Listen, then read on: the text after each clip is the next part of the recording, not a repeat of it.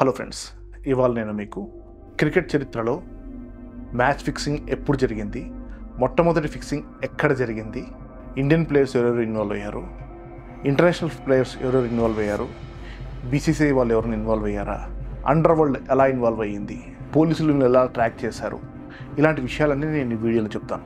ఇవన్నీ నాకు మనసుకు వచ్చినట్టు చెప్పడం కాదు. ఈ వీడియోలో నేను ఏమేమి చెప్తానో దీనికి సంబంధించిన డాక్యుమెంట్స్ మొత్తం కింద డిస్క్రిప్షన్లో నేను లింక్స్ ఇచ్చాను. ఒకసారి మీరు ఆ లింక్స్ అన్ని ఓపెన్ చేసి చూడండి.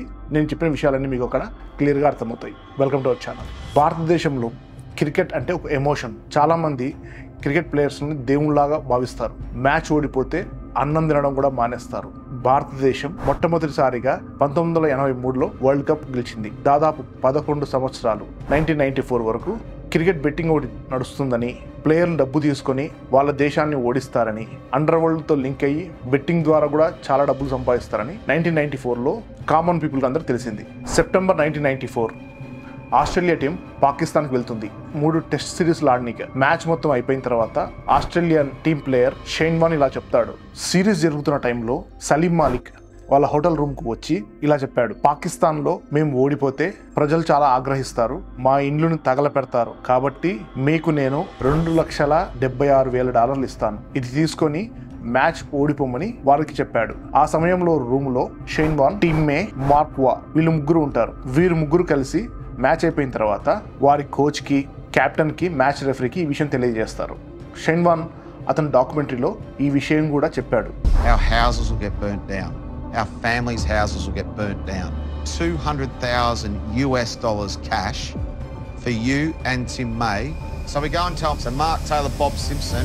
ఇదంతా జరిగిన తర్వాత పాకిస్తాన్ ఫ్యాన్స్ ఆగ్రహిస్తారు. దానితో పాకిస్తాన్ గవర్నమెంట్ దీనిపై ఒక ఇన్వెస్టిగేషన్ స్టార్ట్ చేస్తుంది. దీనికి జస్టిస్ ఫక్రుద్దీన్, జస్టిస్ మాలిక్ మహమ్మద్ వీరిద్దరూ డిఫరెంట్ గా ఇన్వెస్టిగేషన్ స్టార్ట్ చేస్తారు. మ్యాచ్ ఫిక్సింగ్ నిజంగా జరిగిందా లేదా అనే దానికోసం ఎంక్వైరీ స్టార్ట్ అవుతుంది. కొన్ని రోజుల తర్వాత ఈ రిపోర్ట్ వస్తుంది. 2 పేర్లు బయటకు వస్తాయి, సలీం మాలిక్, వసీం అక్రమ్. దాంతో సలీం మాలిక్ ని లైఫ్ టైం బ్యాన్ చేస్తారు, జైలు శిక్ష కూడా పడుతుంది. వసీం అక్రమ్ పైన ఎక్కువ ఎవిడెన్స్ లేకపోవడం వల్ల వదిలేస్తారు.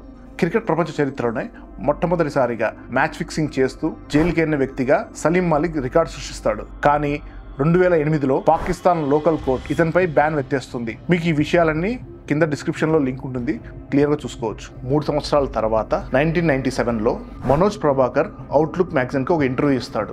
ఆ ఇంటర్వ్యూలో ఏం చెప్తాడంటే, సింగర్ సిరీస్ శ్రీలంకలో జరుగుతున్నప్పుడు నా టీమ్మేట్ ఒకడు 25 లక్షల ఆఫర్ ఇచ్చాడు ఓడిపోనిక అని చెప్తాడు. కొన్ని రోజుల తర్వాత BCCI former president is Bindra ఆ ఆఫర్ ఇచ్చిన వ్యక్తి ఎవరో కాదు, కపిల్ దేవ్ అని చెప్తాడు. ఇండియాలో ఫ్యాన్స్ ఆగ్రహిస్తారు. బీసీసీఐ దీని మీద ఒక ఇన్వెస్టిగేషన్ వేస్తుంది. Chief justice of India honourable Yashwant Vishnu Chandrachud ఈ ఇన్వెస్టిగేషన్ అతను స్టార్ట్ చేస్తాడు. అంటే ఇన్వెస్టిగేషన్ చాలా రోజు టైం తీసుకుంటుంది.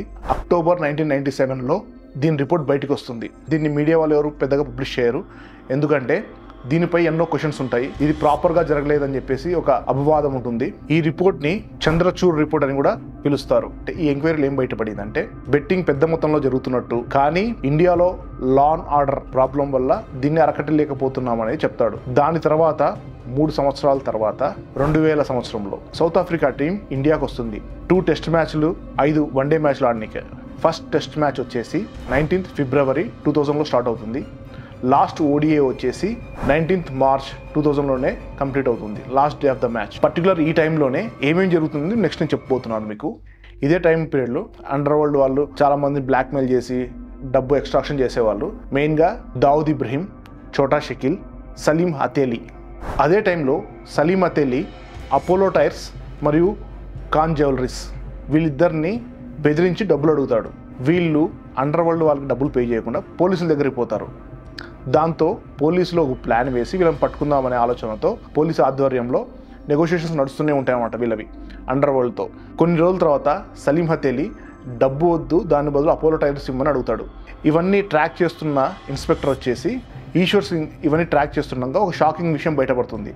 అది ఏంటంటే, సలీం హతేలి కాల్ చేస్తున్న నెంబర్ వచ్చేసి బిఎస్ఎన్ఎల్ నెంబర్, కృష్ణకుమార్ అనే వ్యక్తిది. ఈ కృష్ణకుమార్ ఎవరో కాదు, T series owner Gulshan Kumar తమ్ముడు. గుల్షన్ కుమార్ మర్డర్ వెనుకల కూడా అండర్ వరల్డ్ హస్తం ఉందని పోలీసులు భావిస్తుంటారు.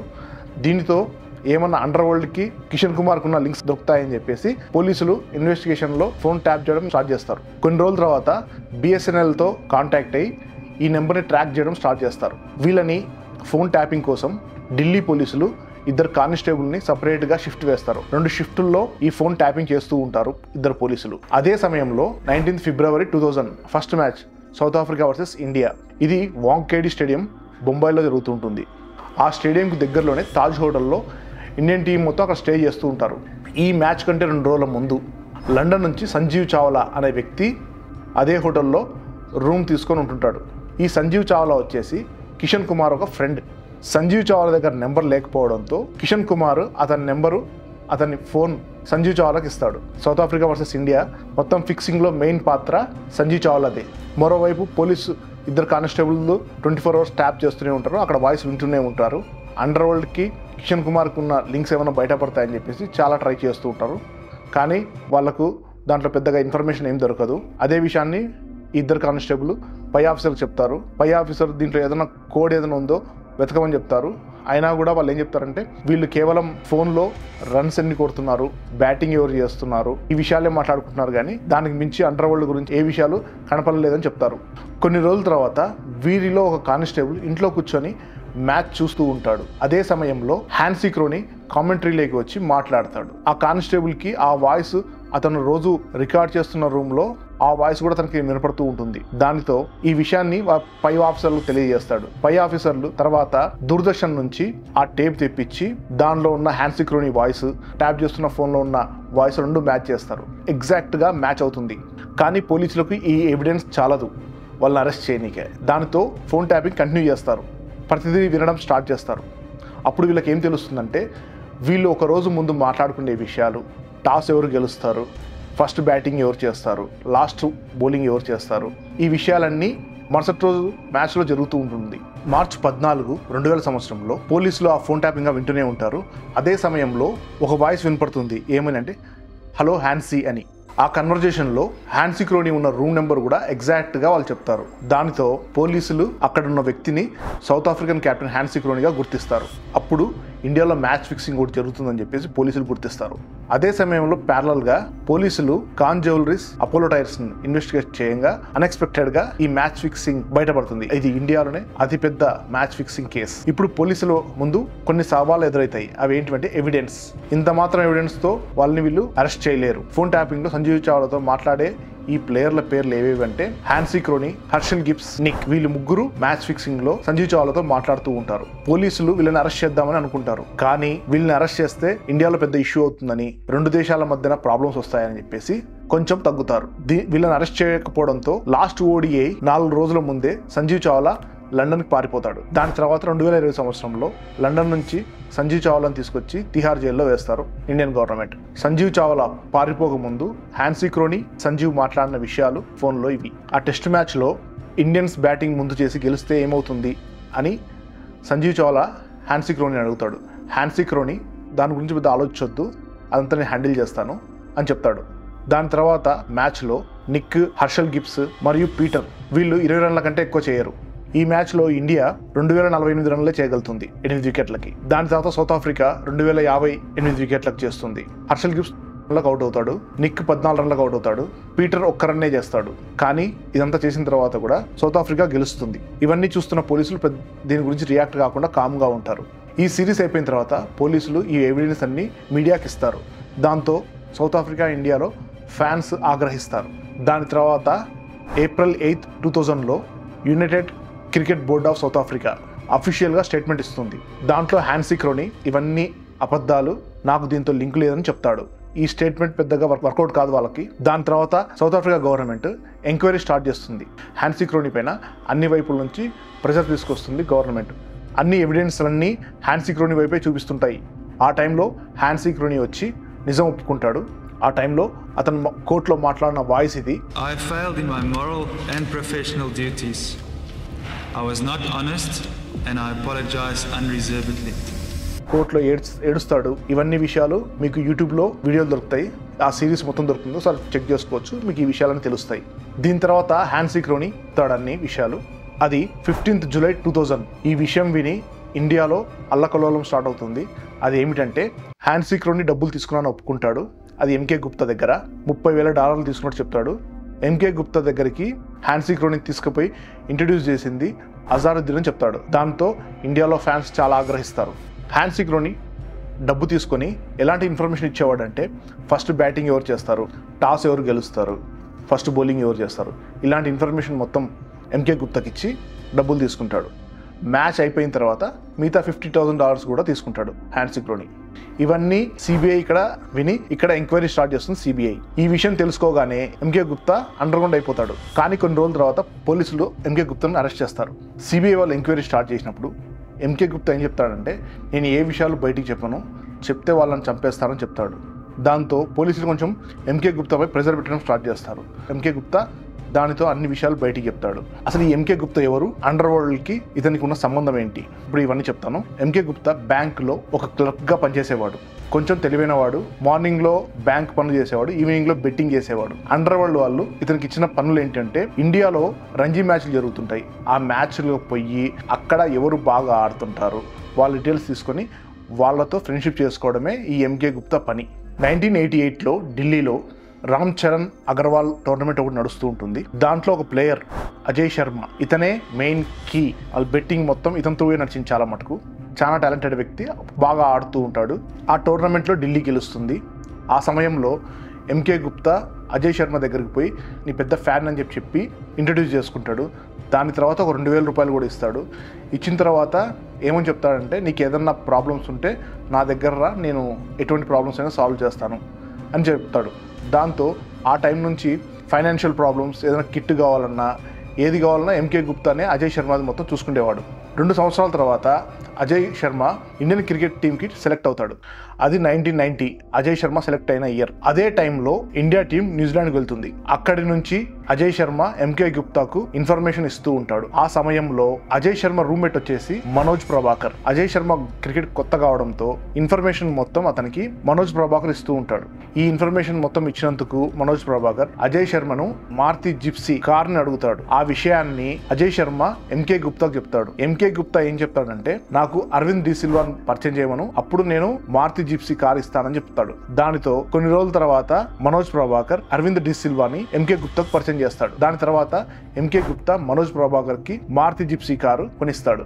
సిబిఐ ఎంక్వైరీలో ఎంకే గుప్తా ఇవన్నీ విషయాలు సిబిఐ వాళ్ళకి చెప్తాడు. తర్వాత మనోజ్ ప్రభాకర్ ని సిబిఐ ఇన్వెస్టిగేషన్ స్టార్ట్ చేస్తుంది. మనోజ్ ప్రభాకర్ ఏం చెప్తాడంటే 1992లో ఆస్ట్రేలియాతో ఒక డీల్ చేశాము, సిరీస్లో ఒక డీల్ చేశాము, దాంట్లో నవజోత్ సిద్ధు కూడా ఉన్నాడని చెప్తాడు. 1994 సింగర్ కప్లో కపిల్ దేవ్ అతనికి మ్యాచ్ ఓడిపోనికే 25 లక్షలు ఆఫర్ చేసినట్టు చెప్తాడు.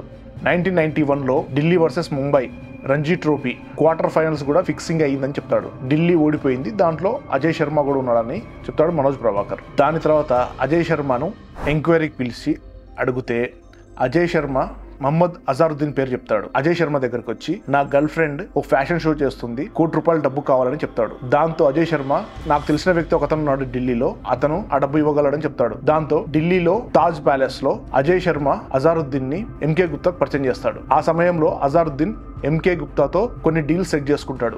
దాంతో ఎంకే గుప్తా 50 లక్షలు అడ్వాన్స్ కూడా ఇస్తాడు. పని అయిపోయిన తర్వాత ఇంకో 50 లక్షలు కూడా అజారుద్దీన్ కి ఎంకే గుప్తా ఇస్తాడు. ఎంకే గుప్తా అజారుద్దీన్ నాకు టైటాన్ కప్ ఓడిపోతామని చెప్పాడు. దాంతో బెట్టింగ్ స్టార్ట్ చేశాడు ఎంకే గుప్తా. అంతా చెప్పినట్టే జరుగుతూ ఉంటుంది. అజారుద్దీన్ ఒక్క రన్కే రన్అట్ అయిపోతాడు. దాని తర్వాత అజయ్ జడేజా కూడా 19 రన్లకే అవుట్ అయిపోతాడు, రన్అట్ అవుతాడు. కరెక్ట్గా ప్లాన్ పరంగా జరుగుతూనే ఉంటుంది. అదే సమయంలో సచిన్ టెండూల్కర్ వచ్చి ఒక్కడు 77 రన్స్ కొట్టి ఇండియాని గెలిపిస్తాడు. దానితో ఫౌజిన్ అనే వ్యక్తి ఇన్వాల్వ్ అయ్యి టెండూల్కర్కు సనత్ జయసూర్యకు డబ్బులు ఆఫర్ చేస్తారు. వీరిద్దరూ ఆఫర్ ఒప్పుకోరు. దీని తర్వాత సిబిఐ సచిన్ టెండూల్కర్ని కూడా ఎంక్వైరీకి పిలుస్తుంది. ఎంక్వైరీలో సచిన్ ఇలా చెప్తాడు, అజారుద్దీన్ మ్యాచ్ ఆడేటప్పుడు ఫుల్ స్ట్రెంత్ పెట్టి ఆడతలేడని చెప్తాడు. టీం తరపు నుంచి కూడా ఏమి ఇన్ఫర్మేషన్ లేదు స్లోగా ఆడడానికి. కానీ కారణం లేకుండానే మనోజ్ ప్రభాకర్, నయన్ మోంగియా కూడా చాలా స్లోగా ఆడారు ఏ కారణం లేకుండా. దానితో సచిన్ టెండూల్కర్ వాళ్ళతో గొడవపడి 6 నుంచి వాళ్ళతో మాట్లాడడం కూడా మానేశాడు అని సిబిఐకి చెప్పాడు. ఇవన్నీ జరిగిన తర్వాత సిబిఐ అజారుద్దీన్ని పిలిచింది. మొదట్లో అజారుద్దీన్ ఇవన్నీ రిఫ్యూజ్ చేశాడు. అప్పుడు సిబిఐ అతను కొన్న ప్రాపర్టీస్, కార్లు ఇవన్నీ ఇన్ఫర్మేషన్ తీసి చూపించారు. ఎంకే గుప్తా పక్క రూమ్ లో ఉన్నాడు, నీకు అగనెస్ట్ గా మొత్తం ఎవిడెన్స్ ఇచ్చాడు, కావాలంటే అతని ముందు నీతో చెప్పిస్తామని చెప్పేసి సిబిఐ వాళ్ళు చెప్పారు. దాంతో అప్పుడు అజారుద్దీన్ ఒప్పుకున్నాడు. సిబిఐ వాళ్ళు అజారుద్దీన్ కాల్స్ కూడా రికార్డ్ చేశారు. అజారుద్దీన్ డబ్బు ఎప్పుడు ఎక్కడ ట్రాన్స్ఫర్ చేశారు, తాజ్ ప్యాలెస్ లో ఒక లాకర్ తీసుకొని అక్కడ పనిచేసే స్టాఫ్ తో కూడా లింకులు పెట్టుకుని అక్కడ డిపాజిట్ చేసి అక్కడ నుంచి డబ్బు ట్రాన్స్ఫర్ చేసుకునే వాళ్ళు, ఫిక్సింగ్ చేసే మనీ మొత్తం. ఇవన్నీ విషయాలు అజారుద్దీన్ చెప్పాడు. తర్వాత తాజ్ ప్యాలెస్ స్టాఫ్ అడిగితే వాళ్ళు కూడా ఆ విషయాలన్నీ బయటికి చెప్పారు సిబిఐకు. ఇవన్నీ కన్ఫర్మ్ అయ్యాక సిబిఐ వాళ్ళు అజయ్ శర్మ, అజారుద్దీన్ చాలాసార్లు ఫోన్ కాల్ మాట్లాడుకున్నారు. అవన్నీ ఎవిడెన్స్ కింద ఉన్నాయి. ఒకసారి మీరు ఎక్కడెప్పుడు మాట్లాడుకున్నారు, ఏ మ్యాచ్ అన్ని కింద లిస్ట్లో మీరు డిస్క్రిప్షన్లో లింక్ కొడితే అన్నీ వస్తుంది. కొన్ని ఎగ్జాంపుల్ చెప్తాను ఇప్పుడు మీకు. 21 March 2000 Sharjah cup India versus Pakistan, ఇది కూడా ఫిక్స్ అయింది. ఆ టైంలో అజయ్ శర్మ, అజారుద్దీన్ దాదాపు 5 సార్లు ఫోన్లో మాట్లాడుకున్నారు. 5 రోజుల తర్వాత ఇంకొకసారి అజయ్ శర్మ, అజారుద్దీన్ మాట్లాడుకున్నారు దాదాపు 7 సార్లు ఫోన్లో. దీంట్లో వీళ్ళు 1-2 కాకుండా చాలా మంది ప్లేయర్స్ ఇన్వాల్వ్ అయ్యారు. దాంట్లో ఒకడు అజయ్ జడేజా. అజయ్ జడేజా వచ్చి ఉత్తమ్ చంద్ర జైన్, అండర్లో టోపీ అని పిలుస్తారు, ఇతనితో కాంటాక్ట్ ఉండేవాడు, అతనితో ఫిక్సింగ్ చేసేవాడు అజయ్ జడేజా. మీకు కింద ఎవరెవరు బుక్కీస్ ఎవరు, ఫిక్సర్స్ ఎవరు, ఇవన్నీ కింద డీటెయిల్స్లో మీకు ఇస్తాను డిస్క్రిప్షన్లో. మీరు క్లిక్ చేసి మొత్తం కంప్లీట్ చదువుకోవచ్చు. దీంట్లో ఎంతమంది ఇండియన్ ప్లేయర్స్ ఉన్నారు, ఎంతమంది ఫారెన్ ప్లేయర్స్ ఉన్నారు, ఈ విషయాలు కూడా మీకు అన్ని కింద దొరుకుతాయి డిస్క్రిప్షన్లో, ఒకసారి మీరు చూసుకోండి. దీని తర్వాత ఈ విషయాలన్నీ జరుగుతున్న సమయంలో టెహల్కా టీవీ అనే ఒక ఛానల్ స్టింగ్ ఆపరేషన్ చేసింది. దాంట్లో Sunil Gavaskar, Navjot Sidhu, former BCI president వీళ్ళందరిపై స్ట్రింగ్ ఆపరేషన్ చేసి హిడెన్ గా కెమెరాలు పెట్టి అసలు ఈ ఫిక్సింగ్ ఎలా జరిగింది, ఏమేమి జరిగింది అనే ఇన్ఫర్మేషన్ మొత్తం తెహల్కా అని చెప్పేసి యూట్యూబ్ ఛానల్ మొత్తం, అప్పుడు వీడియోస్ అన్నీ ఉన్నాయి, ఆ యూట్యూబ్ ఛానల్లోకి వెళ్ళి మొత్తం ఇవన్నీ మొత్తం క్లియర్గా మీరు వినొచ్చు. ఈ ఎంక్వైరీ మొత్తం అయిపోయిన తర్వాత అక్టోబర్ 2000 సంవత్సరం సిబిఐ రిపోర్టు దాదాపు 75 పేజీలు యూనియన్ స్పోర్ట్స్ మినిస్టర్ కు ఆ టైంలో సుఖ్దేవ్ సింగ్ కి సబ్మిట్ చేసింది. దీంట్లో సిబిఐ ఏం చెప్పిందంటే 5 మంది ఇండియన్ ప్లేయర్స్, 9 మంది ఇంటర్నేషనల్ ప్లేయర్స్ ఈ ఫిక్సింగ్ లో ఇన్వాల్వ్ అయ్యారని చెప్పింది.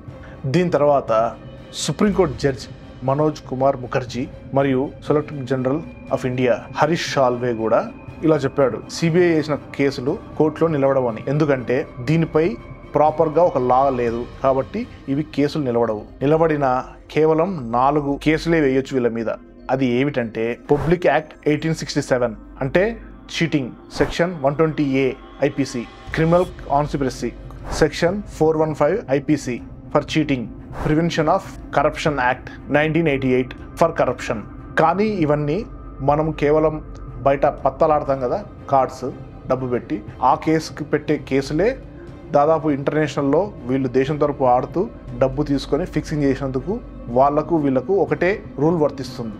దానికోసమే లాలో దీంట్లో చాలా ప్రాబ్లమ్స్ ఉన్నాయి, దీనిపై సెక్షన్స్ లేవని చెప్పేసి వీళ్ళు చెప్పారు. కానీ ఇవన్నీ వీళ్ళు డబ్బు తీసుకున్నది, చీటింగ్ చేసినది వీళ్ళు పబ్లిక్ సర్వెంట్ గా అయితే చేయలేదు, బీసీసీఐ ప్లేయర్స్ లాగా చేశారు. కాబట్టి ఇవన్నీ వీళ్ళకి వర్తించకపోవచ్చు. కానీ సిబిఐ గట్టిగా ప్రయత్నించి అజారుద్దీన్ కి, అజయ్ శర్మకు పనిష్మెంట్ ఇవ్వగలిగింది. అది కూడా ఏం గ్రౌండ్స్ మీద అంటే అజారుద్దీన్ వచ్చేసి స్టేట్ బ్యాంక్ ఆఫ్ ఇండియాలో వర్క్ చేస్తున్నాడు కాబట్టి, అజయ్ శర్మ వచ్చేసి సెంట్రల్ వేర్ హౌస్ కార్పొరేషన్ లో పనిచేస్తున్నాడు. ఇవన్నీ 2 గవర్నమెంట్ కంపెనీలు కాబట్టి అక్కడ నుంచి వీళ్ళకు జాబులు తీసేశారు.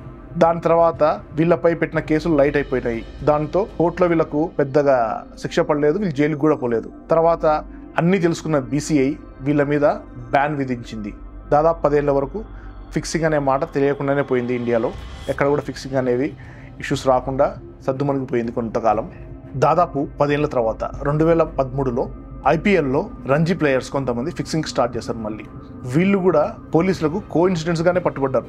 ఐపీఎల్ మీద కానీ ఫిక్సింగ్ మీద కానీ పోలీసులు ఏమి కాన్సన్ట్రేట్ చేసి వాళ్ళని పట్టుకోలేదు. ఆ టైంలో కూడా అండర్ వరల్డ్ వ్యక్తుల్ని పట్టుకోవాలని ట్రై చేస్తున్న టైంలో కోఇన్సిడెంట్స్ గా వీళ్ళు దొరికారు. అది ఎలా అంటే జనవరి 2013 Maharashtra control of organised crimes act CBI దాదాపు 42 వ్యక్తుల మీద ఛార్జ్ షీట్ వేసింది. వీళ్ళంతా యాంటీ ఇండియాగా యాక్టివిటీస్ చేస్తున్నట్టు. ఇక్కడ ఇండియాలో కాదు, పాకిస్తాన్లో ఉన్న వ్యక్తులు. వాళ్ళు ఎవరంటే ఫస్ట్ వ్యక్తి దావుద్ ఇబ్రహీం, చోటా షకీల్ మరియు సందీప్. ఇతన్ని అండర్ వరల్డ్ లో శాండీ అని పిలుస్తారు. వీళ్ళపై సిబిఐ చాలా రోజుల నుంచి పట్టుకోవాలని ట్రై చేస్తుంది. దానికోసం వీళ్ళపై స్పెషల్ సెల్ ఒకటి ఏర్పాటు చేసి వీళ్ళ ఫోన్లు ట్యాప్ చేయడం స్టార్ట్ చేసింది. లోకల్ గా, national wide, international wide only phone ట్యాపింగే వీళ్ళ కోసమే స్టార్ట్ చేసింది సిబిఐ. ఆ టైంలో ఒక నెంబర్ పాకిస్తాన్ నుంచి వచ్చేది, ఆ నెంబర్ ఇది. రెండో నెంబరు దుబాయ్ లో నుంచి మాట్లాడేవారు, ఆ నెంబర్ ఇది. ఫిబ్రవరి ఎండ్ లో 2013లో ఫోన్ ట్యాపింగ్ స్టార్ట్ చేశారు. సో రికార్డ్ చేస్తూ వినడం స్టార్ట్ చేశారు సిబిఐ వాళ్ళు. ఆ సమయంలో దుబాయ్ నుంచి అశ్విన్ అగర్వాల్ ఈ నెంబర్ తో మాట్లాడేవాడు. ఇతన్ని అండర్ వరల్డ్ లో టింకు మండి అని పిలుస్తారు. టింకు మండి సునీల్ భాటియాతో ఫోన్లో మాట్లాడేవాడు. సునీల్ భాటియా మరియు కిరణ్ డోల్ వీళ్ళిద్దరూ ఫోన్లో మాట్లాడుకునేవాళ్ళు. అది కూడా ట్రాప్ చేసేవాళ్ళు పోలీసులు. వీళ్ళిద్దరు ఫిక్సర్స్. పోలీసులు కిరణ్ డోలే కాల్ ట్రేస్ చేసినప్పుడు Rajasthan IPL player Ajit Chandila links ఉన్నట్టు తెలిసింది. ఇంకా ట్రాక్ చేయడంతో జీజు జనార్దన్ కేరళ నుంచి ఇతన్ని కూడా ట్రాక్ చేయడంతో పోలీసులకు జీజు జనార్దన్ కి శ్రీశాంత్కు లింక్స్ దొరికాయి. వీళ్ళు దావుద్ ఇబ్రహీం పట్టుకోవాలని పోతే దాంట్లో కోఇన్సిడెన్స్ గా ఐపీఎల్లో వీళ్ళు దొరికారు. ఇవన్నీ ఢిల్లీ పోలీసులు రికార్డ్ చేస్తూ వింటూ ఉంటారు. ప్యారలల్ గా మహారాష్ట్ర డైరెక్టర్ జనరల్ రాకేష్ మారియాకు ఒక ఇన్ఫర్మేషన్ వస్తుంది. ముంబై నుంచి ఒక నెంబర్ నుంచి ఎక్కువగా పాకిస్తాన్ కాల్స్ పోతున్నట్టు డైరెక్టర్ జనరల్ కు ఇన్ఫర్మేషన్ వస్తుంది. దాంతో ఎంక్వైరీ స్టార్ట్ చేస్తే అది ఐపీఎల్ ఎంపైర్ హర్షద్ రఫ్ గా తెలుస్తుంది. ఢిల్లీ పోలీసులు మామూలుగానే వాళ్ళు వీళ్ళని ట్రాక్ చేస్తూనే ఉంటారు. ముంబై వాళ్ళు కూడా ఇద్దరు సపరేట్ గానే ఇవన్నీ ఇన్ఫర్మేషన్ తీసుకుంటూ ఉంటారు. 5th May 2013 ఈ డేట్ రోజు రాజస్థాన్ వర్సెస్ పూనా వారియర్స్ జైపూర్ లో మ్యాచ్ జరుగుతూ ఉంటుంది. కాల్ రికార్డింగ్స్ లో అజిత్ చండిల్, అమిత్ సింగ్ వీళ్ళిద్దరు ఫోన్ లో మాట్లాడుకుంటారు. అమిత్ సింగ్ అనే వ్యక్తి ఫిక్సర్. అమిత్ సింగ్ ఏం చెప్తాడంటే సెకండ్ లాస్ట్ ఓవర్ లో 14 కంటే ఎక్కువ రన్లు ఇవ్వమని చెప్తాడు. అది నెక్స్ట్ డే మ్యాచ్ లో అలాగే జరుగుతుంది. కానీ సిగ్నల్ ఇవ్వకుండా అజిత్ చండిల్ అలా చేయడం వల్ల ఫిక్సర్ కి కోపం వస్తుంది. దాని తర్వాత ఫోన్ లో అతను డబ్బులు వెనక్కి ఇవ్వమని అడుగుతాడు. ఎందుకంటే అమిత్ సింగ్ బెట్టింగ్ పెట్టలేకపోయాడు, దానివల్ల ప్రాబ్లం వచ్చిందని చెప్పేసి డబ్బులు వెనక్కి అడుగుతాడు. ఇవన్నీ ఢిల్లీ పోలీస్ రికార్డ్స్ లో ఉంది. ఈ డిస్కషన్ మొత్తం జరిగినది మొత్తం ఢిల్లీ పోలీస్ రికార్డు కింద లింక్ లో చూసుకోవచ్చు. అది దీని తర్వాత 4 రోజులకు 9th May 2013 Rajasthan versus Punjab match జరుగుతుంది. పోలీసులు రికార్డ్ చేస్తూనే ఉంటారు. ఆ టైంలో ఒక వ్యక్తి పేరు ముందుకు వస్తుంది పోలీసులకు. అది విని పోలీసులు షాక్ అవుతారు. అది ఎవరో కాదు, జీజు జనార్దన్ పేరు బయటకు వస్తుంది. ఫిక్సర్ శ్రీశాంత్తో మాట్లాడుతూ ఉంటాడు. లాస్ట్ సెకండ్ ఓవర్లో ఎక్కువ పరుగులు ఇవ్వమని చెప్తాడు. అప్పుడు శ్రీశాంత్ క్లియర్ గా సిగ్నల్స్ ఇస్తాడు. టీ-షర్ట్ మార్చి టవల్ మీద వేసుకొని టీ-షర్ట్ లో 2 సార్లు తీసి మళ్ళీ వేసుకుంటాడు. దాంతో సిగ్నల్ కొంచెం టైం వస్తుంది కాబట్టి ఆ టైంతో వీళ్ళు బెట్టింగ్ కూడా చేస్తారు. ఇవన్నీ రికార్డ్ అవుతూనే ఉంటాయి. శ్రీశాంత్ 14 కంటే ఎక్కువ రన్లు ఇస్తాడు ఆ మ్యాచ్ లో. ఇవన్నీ ఢిల్లీ పోలీసులు రికార్డ్ చేస్తూనే ఉంటారు. ఇలాగే నెక్స్ట్ మ్యాచ్ మళ్ళీ జరుగుతుంది. అజిత్ చండిల్ కూడా సేమ్ ఇలాగే చేస్తూ ఉంటాడు. సిగ్నల్స్ క్లియర్ గా ఇండికేషన్ ఇస్తూ ఉంటాడు ఫిక్సర్స్ కి. దీని తర్వాత 15th May వాంఖేడే స్టేడియం లో ముంబై వర్సెస్ రాజస్థాన్ మ్యాచ్ జరుగుతుంటుంది. ఈసారి అంకిత్ చౌహాన్ సిగ్నల్ ఇస్తాడు. సెకండ్ లాస్ట్ ఓవర్ లో రన్స్ ఇస్తాడు. దీంతో పోలీసులకు చాలా ఎవిడెన్స్ దొరుకుతాయి. వాళ్ళు డెసిషన్ తీసుకుంటారు ఇప్పుడు వీళ్ళని పట్టుకుందాం అని చెప్పేసి. ఢిల్లీ పోలీసులు 2 టీంలు తయారవుతారు. ఒకటి ప్లేయర్స్ ని పట్టుకోనిక, రెండోది బుక్కీస్ ని ఫిక్సర్స్ ని పట్టుకోనిక ఒక టీం. 2 టీం తయారై ముంబైపై రైడ్ చేస్తారు. 15th May Sreesanth inter continental హోటల్లో ఉంటాడు. పోలీసులు రైడ్ చేసి పట్టుకుంటారు. శ్రీశాంత్ ఎంబడి జీజు జనార్దన్ 2 అమ్మాయిలు కూడా ఉంటారు. దాంతో పాటు 72,000 క్యాష్ దొరుకుతుంది. శ్రీశాంత్ మలయాళంలో ఇంగ్లీష్లో రాసిన ఒక డైరీ దొరుకుతుంది. దాని తర్వాత పోలీసులు శ్రీశాంత్ని జీప్లో ఎక్కించి హోటల్ ట్రైన్ వెళ్తారు. అక్కడ రాజస్థాన్ టీం మొత్తం అక్కడే ఉంటారు అన్నమాట. తెల్లవారుజామున 5 గంటలకి అక్కడికి పోయి రాజస్థాన్ రాయల్స్ CEO కలిసి మ్యాచ్ ఫిక్సింగ్ జరుగుతున్నట్టు శ్రీశాంత్ దాంట్లో ఉన్నాడు, పట్టుకున్నాము, కింద జీపులు ఉన్నాడు అని చెప్పి. ఇంకా 2 ఉన్నారు, వారి పేరు వచ్చేసి అజిత్, అంకిత్ ఇద్దరిని పట్టుకోవడానికి వచ్చారని చెప్పి చెప్తారు పోలీసులు. దాని తర్వాత వాళ్ళని కూడా అరెస్ట్ చేసి పోలీసులు తీసుకుపోతారు. తర్వాత ఈ విషయము కోచ్కు, CEOకు, హెడ్ ఆఫ్ IPL ఓనర్ కూడా తెలుస్తుంది. వీళ్ళంతా కలిసి ఒక ప్రెస్ కాన్ఫరెన్స్ పెడతారు. ఎందుకంటే బయట వేరే టీంల పేర్లు బయటకు వస్తాయని చెప్పి ముందే వీళ్ళు ప్రికాషన్ తీసుకొని వీళ్ళు ఒక ప్రెస్ కాన్ఫరెన్స్ పెట్టి అన్ని విషయాలు బయటకు చెప్తారు. దీనితో ముంబైలోకి ఢిల్లీ పోలీసులు వచ్చి ఇంత పెద్ద రాకెట్ని పట్టుకోవడంతో ఢిల్లీ పోలీసులకు చాలామంది అప్రిషియేట్ చేస్తారు. అదే టైంలో ముంబై పోలీసులు కూడా పాకిస్తాన్ ఎంపైర్ హర్షద్ రఫ్ను పట్టుకుంటారు. అక్కడ నుంచి ఇన్ఫర్మేషన్ తీసుకోవడంతో దాంట్లో కొన్ని పేర్లు బయటకు వస్తాయి. BCCI chairman N. శ్రీనివాసన్ పేరు ఒకటి వస్తుంది. ఇతని అల్లుడు CSK టీం మేనేజర్ గురునాథ్ను కూడా పోలీసులు పట్టుకోవడం ట్రై చేస్తే అతను పారిపోతాడు. చాలా రోజులు గురునాథన్ పారిపోయి తిరుగుతుంటాడు. May 24th 2013 దొరుకుతాడు. పోలీసులు పట్టుకుంటారు. పోలీసులు వీళ్ళందరినీ ట్రేస్ చేస్తే ఒక నెంబర్ బయటపడుతుంది. ఆ నెంబర్ వచ్చేసి పాకిస్తాన్లో దావుద్ ఇబ్రహీంది. ఈ మ్యాచ్ ఫిక్సింగ్ మొత్తం పాకిస్తాన్లో ఉన్న దావుద్ ఇబ్రహీం అండర్ వరల్డ్ గ్యాంగ్సే ఈ మ్యాచ్ ఫిక్సింగ్ అన్ని నడిపిస్తుంటారు ఇండియాలో. ఈ విషయం CBI చెప్తుంది. మీరు ఇవన్నీ లింకులు కింద ఉంటాయి. ఈ CBI, ఢిల్లీ పోలీసులు, CBI ఫోరెన్సిక్ ఇవన్నీ ఇన్ఫర్మేషన్ మొత్తం కింద లింక్ ఉంటాయి. ఒకసారి మీరు పోయి చెక్ చేసుకోవచ్చు. యాప్స్ ఎక్కువయ్యాయి, బెట్టింగ్ యాప్స్. దీనివల్ల చాలామంది కోల్పోతున్నారు. క్రికెట్ అంటే చాలామందికి ఇంట్రెస్ట్ ఉంటుంది, చూసి ఆనందించాలి, అంతేగాని డబ్బులు పెట్టి బెట్టింగ్ చేయకూడదు. దానివల్ల ఇలా ఫిక్సింగ్ జరగడం వల్ల ఎవరు లాభపడతాడు? ఫిక్సింగ్ చేసుకుని లాభపడతాడు, కానీ మనలాంటి వాళ్ళకి ఎవరికి డబ్బులు రావు. మీకు ఈ వీడియో నచ్చినట్టయితే లైక్, షేర్, సబ్స్క్రైబ్ చేయండి.